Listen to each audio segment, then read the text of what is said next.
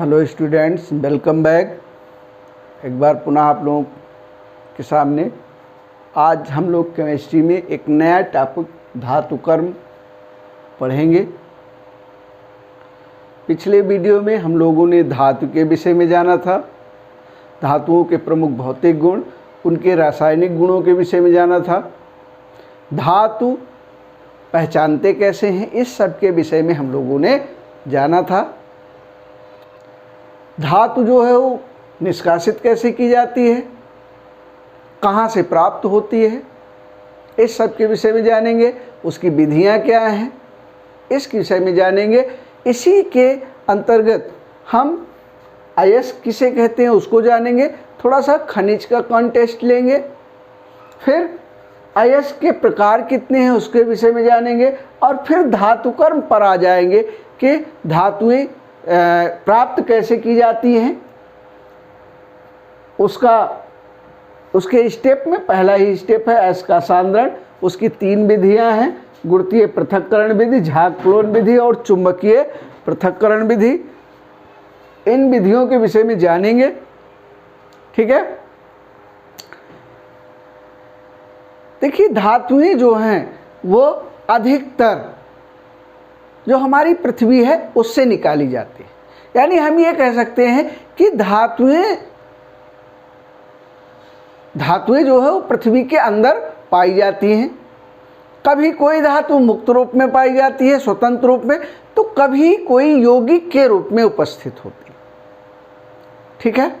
जैसे एक उदाहरण लें, हम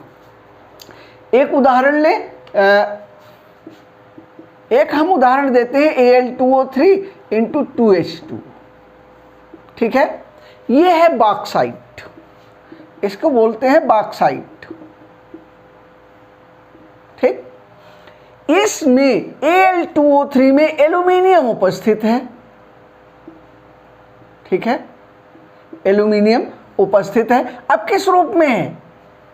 एल्यूमिनियम ऑक्साइड के रूप में है, यानी ये स्वतंत्र अवस्था में नहीं है।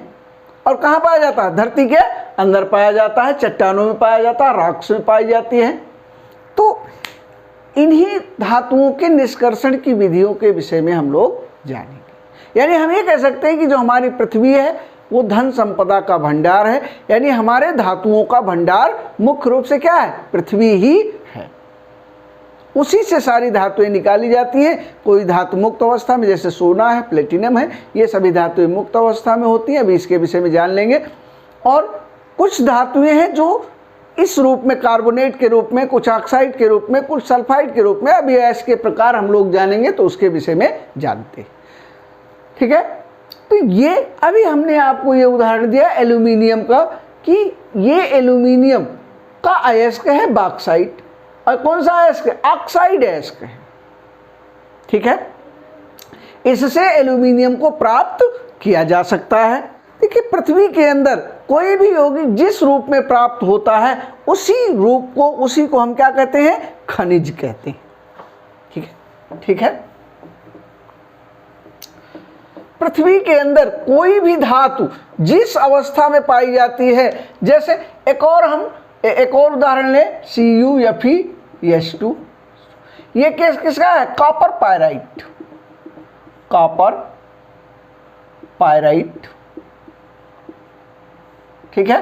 ये कॉपर का है, ये इसमें क्या है? कॉपर है, आयरन भी है और सल्फर भी है।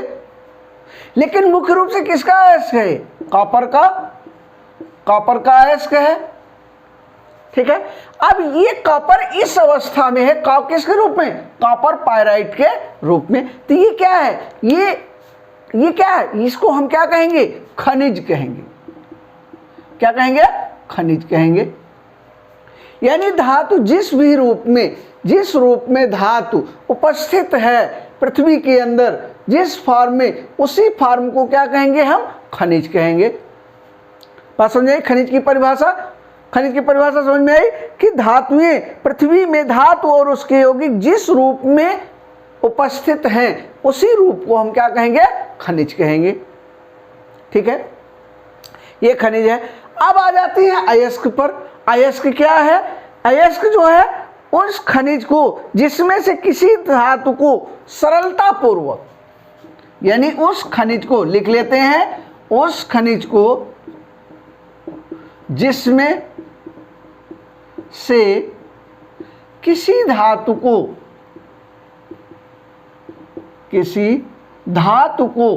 सरलता पूर्वक एवं कम खर्च में प्राप्त किया जा सकता है, उसे क्या कहते हैं? अयस्क कहते हैं।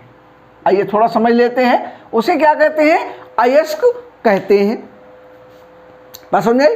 यानी अब ये खनिज है, अब इसे क्या प्राप्त किया जा सकता है? कॉपर प्राप्त किया जा सकता है। तो ये क्या है? कॉपर का क्या है? अयस्क है। बात समझे? अभी हमने उदाहरण दिया था एल्यूमिनियम बॉक्साइट का। इस बॉक्साइट में एल्यूमिनियम है। अब एल्यूमिनियम इससे कम खर्च में प्राप्त की जा सकती है, अतः इसको जो है क्या कहते हैं? अतः इसको एल्यूमिनियम का अयस्क कहते हैं। बात समझ में आई कि नहीं? ये हो गया, ठीक है। इसी तरह से एक है हीमेटाइट। हीमेटाइट किसका अयस्क है? आयरन का अयस्क है। इसका सूत्र क्या है? Fe2O3, ठीक है, Fe2O3। ये हीमेटाइट से क्या प्राप्त किया जा सकता है? आयरन प्राप्त किया जा सकता है, ठीक है। तो ये किसका अयस्क है? ये आयरन का अयस्क है, ठीक है। इसी तरह से एक और है PbS, इसको कहते हैं गैलेना। अब इससे क्या प्राप्त होता है? लेड। गैलेना से क्या प्राप्त होता है? लेड। यानी ये क्या है? लेड का अयस्क है। क्या है? लेड का अयस्क है। कौन? गैलेना। यानी कम खर्चे में गैलेना से लेड को प्राप्त किया जा सकता है सरलता पूर्वक, अतः गैलेना जो है वो लेड का अयस्क है, ठीक है। ये हो गया। अब देखिए खनिज और अयस्क में अंतर क्या है? देखिए सभी खनिज अयस्क नहीं, सभी खनिज अयस्क नहीं है, लेकिन सभी अयस्क क्या हैं? खनिज हैं। जैसे एक हम उदाहरण फिर से इसी को ले, कॉपर पायराइट। अब इसमें देखो आयरन भी है। बात समझ आई? इसमें क्या है? इसमें Fe भी है, लेकिन इससे Fe को नहीं प्राप्त किया जा सकता है, ठीक है। तो ये क्या है? इससे केवल सरलता पूर्वक क्या निकाली जा सकती है? कॉपर निकाली जा सकती है, अतः इसको क्या कहेंगे? कॉपर का अयस्क कहते हैं, आयरन का अयस्क नहीं कहते हैं, ठीक है। यही आयरन का अयस्क क्या है? हीमेटाइट। अभी हमने आपको एग्जांपल दिया, हीमेटाइट किसका अयस्क है? आयरन का अयस्क है। यानी अब हीमेटाइट से आयरन को सरलता पूर्वक प्राप्त किया जा सकता है, तो हीमेटाइट क्या है? आयरन का अयस्क है, ठीक है। इसके अतिरिक्त आयरन पायराइट या Fe, आयरन पायराइट, इससे भी आयरन को सरलता पूर्वक प्राप्त किया जा सकता है। तो आयरन पायराइट या FeS जो है वो Fe का अयस्क है, आयरन का अयस्क है। बात समझ में आई? दोनों में परिभाषा, अयस्क की परिभाषा हो गई है और अयस्क और खनिज में अंतर हो गया। अब आइए देख लेते हैं कुछ प्रमुख अयस्क के प्रकारों के विषय में।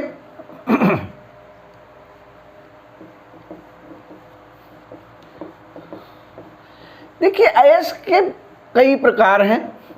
सबसे पहला है प्राकृतिक अयस्क,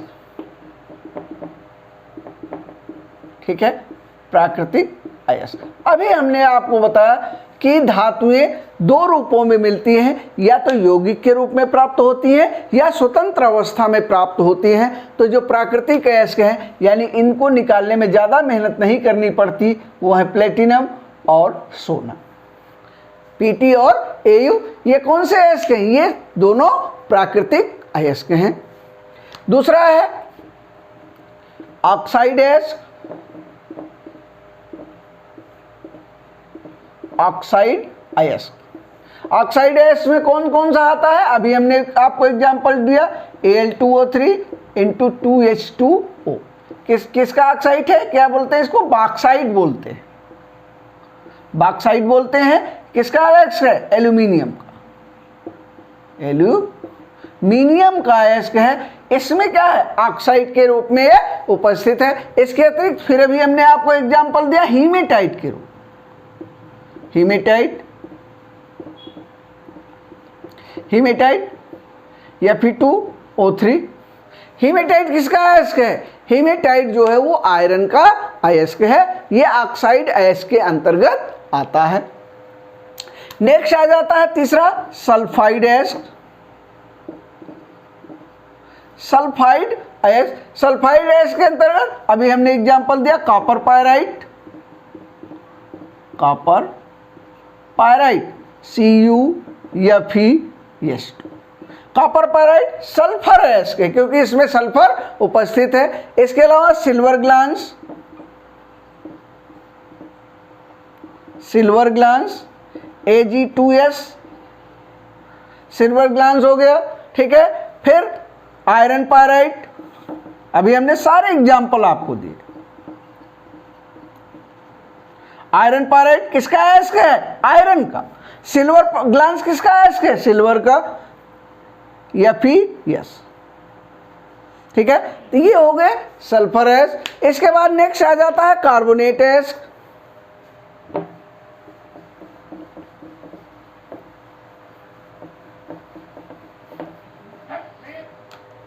नेक्स्ट है नंबर 4 कार्बोनेट अयस्क।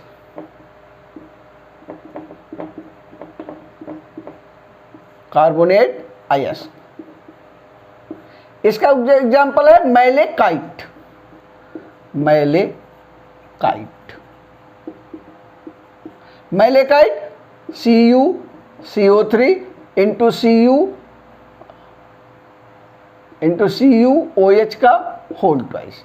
ये क्या है, मैलेकाइट किसका अयस्क है, कॉपर का अयस्क है। इसके अतिरिक्त फिर सीडेराइट, सीडेराइट FeCO3, सीडेराइट, ये किसका अयस्क है, ये आयरन का अयस्क है। ये कॉपर का अयस्क है और सीडेराइट किसका अयस्क है, आयरन का।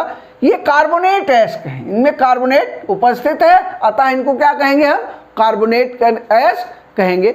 नंबर 5 है क्लोराइड अयस्क, क्लोराइड अयस्क। इसका एग्जाम्पल है हॉर्न सिल्वर, हॉर्न सिल्वर यानी AgCl। अब देखो इसमें Cl है, ये किसका अयस्क है, ये Ag का अयस्क है, यानी सिल्वर का अयस्क है, यानी चांदी का अयस्क है। ये इसको बोलेंगे क्या, हॉर्न सिल्वर। इसके बाद फिर कार्नेलाइट, कार्नेलाइट, इसका सूत्र है KCl MgCl2 × 6H2O। ये क्या है, कार्नेलाइट है, ठीक है। ये हो गया, ये कैसे अयस्क हो गए, ये सब कार्बोनेट के अयस्क हो गए। नंबर 6 में अन्य अयस्क आते हैं, अन्य अयस्क हैं, ठीक है। देखिए अन्य अयस्कों में आयरन के अयस्क, ठीक है, आयरन के अयस्क, सल्फेट अयस्क, सल्फेट अयस्क, सिलिकेट के अयस्क। तो ये सभी अन्य अयस्कों में आते हैं। इसमें जैसे साल्ट पीटर है, साल्ट पीटर है NaNO3, ये सोडियम का अयस्क है NaNO3, ठीक है। इसके बाद फिर क्रायोलाइट है, क्रायोलाइट है Na3Al(F6), ठीक है, Na3Al(F6), ये क्या है, क्रायोलाइट है। इसके पश्चात फिर इप्सम लवण, और देख लेते हैं एक और अयस्क है इप्सम लवण। इप्सम लवण ये मैग्नीशियम का अयस्क है, MgSO4 × 7H2, इसको बोलेंगे इप्सम लवण। ठीक है, ये किसका है? मैग्नीशियम का अयस्क है, इसमें सल्फेट है। ठीक है, तो ये अन्य अयस्कों में ये सभी आते हैं। ठीक है, ये हो गया। उसके बाद हम आ जाते हैं अब धातु कर्म। धातु कर्म किसे कहते हैं?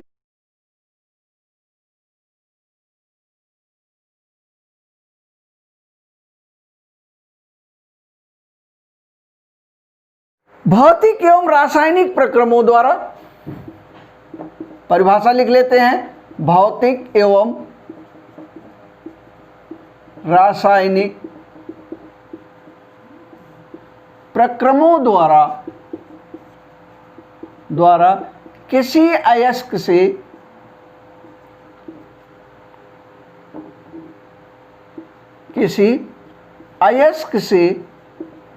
धातु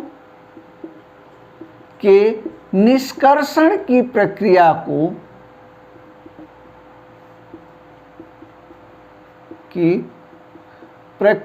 को धातु कर्म कहते हैं।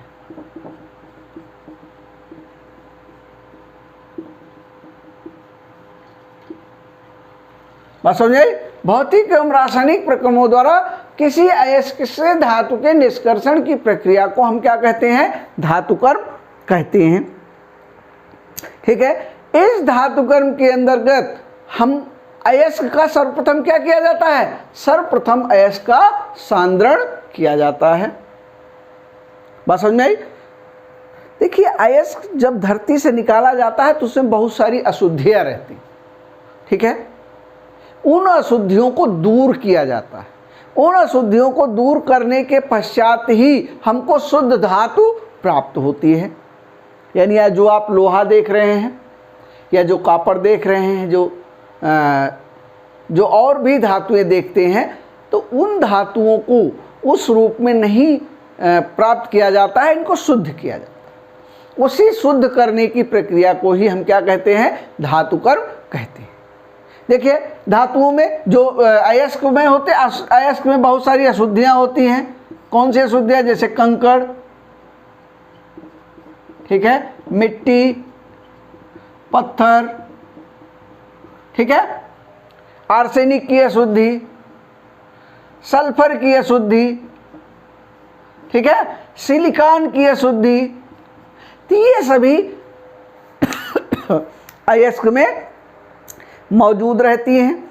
ठीक है, चूने का पत्थर इत्यादि, ये सभी जो है, चूने का पत्थर, ये सभी अशुद्धियां जो है वो अयस्क में मौजूद रहती हैं।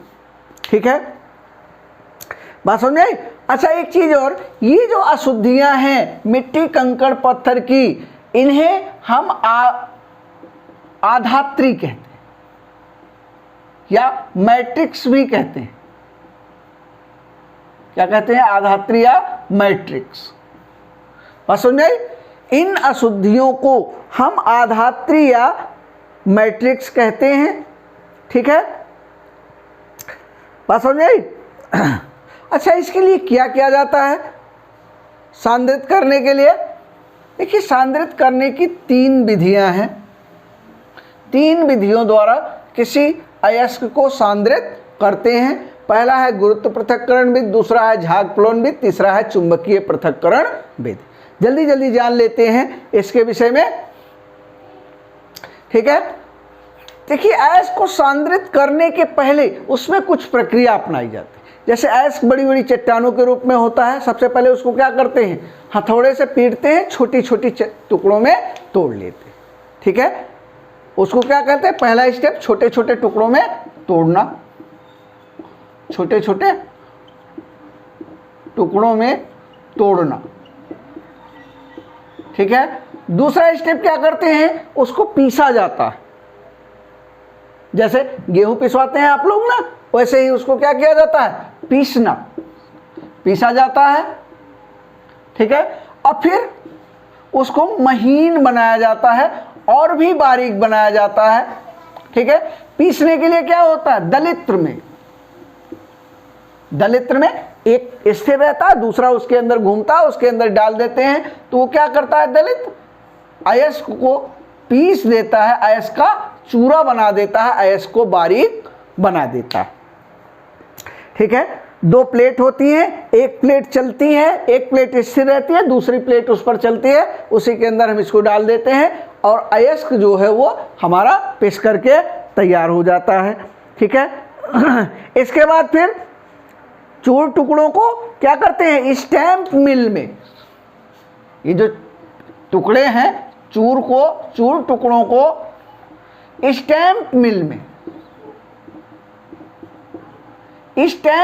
में फिर से पीसते हैं, ठीक है। स्टैम्प मिल में फिर से पीसते हैं, ठीक। और फिर से पीसने के लिए क्या किया जाता है, स्टैम्प मिल होता है, उसमें लगातार हथौड़ों की चोट पड़ती रहती है, ठीक है। अब उसके कारण से इतनी तेज चोट पड़ती है कि अयस्क जो है वो बिल्कुल कैसा हो जाता है, बिल्कुल महीन रूप में पिस जाता है, ठीक है। अब यहां से जब महीन रूप में पीस जाता है तो हम अशुद्धियों के आधार पर इसको जो है वो इसका सांद्रण करते हैं। गुरुत्व पृथक्करण विधि में कुछ भारी अयस्क जैसे SnO2, इस विधि में SnO2 और Fe3O4, ठीक है, इन अयस्कों को इस विधि से,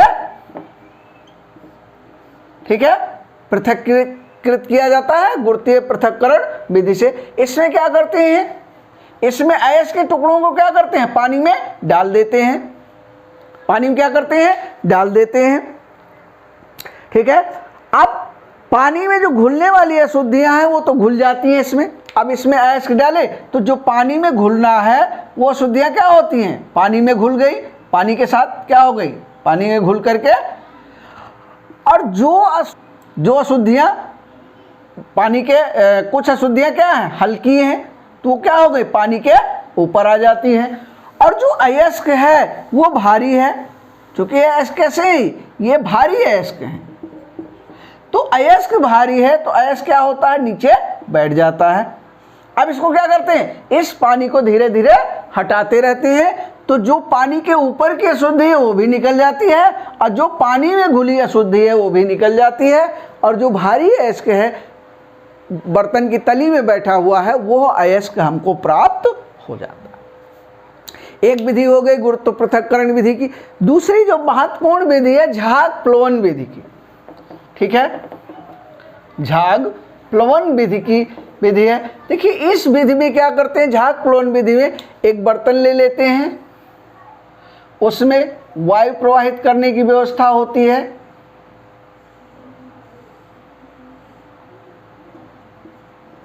ठीक है। इसमें पानी भर लेते हैं और क्या भर लेते हैं, तेल भर लेते हैं, पानी और तेल का मिश्रण ले लेते हैं, ठीक है।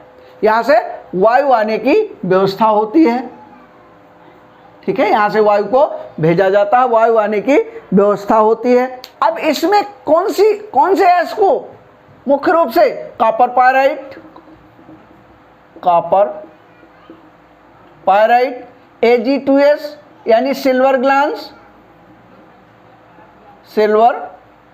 ग्लांस और कौन सी, गैलेना, इन अयस्कों को इस विधि से जो है वो क्या करते हैं, शुद्ध करते हैं। इस विधि से इनको सांद्रित किया जाता है। इसमें जो चूरा है अयस्क का उसको हम डाल देते हैं, अयस्क के चूरे को डालने के बाद वायु प्रवाहित करते हैं, तो जो अशुद्धियां हैं वो क्या होती है, तेल के साथ भीग जाती हैं, जो अशुद्धियां हैं वो तेल के साथ भीग जाती हैं और ये झाग के रूप में इस तरह से जल के ऊपर आ जाती हैं और इन अशुद्धियों को हम क्या करते हैं, रिमूव करते रहते हैं और इस तरह से हमको अयस्क जो है वो ये क्या है, अशुद्धियां हैं,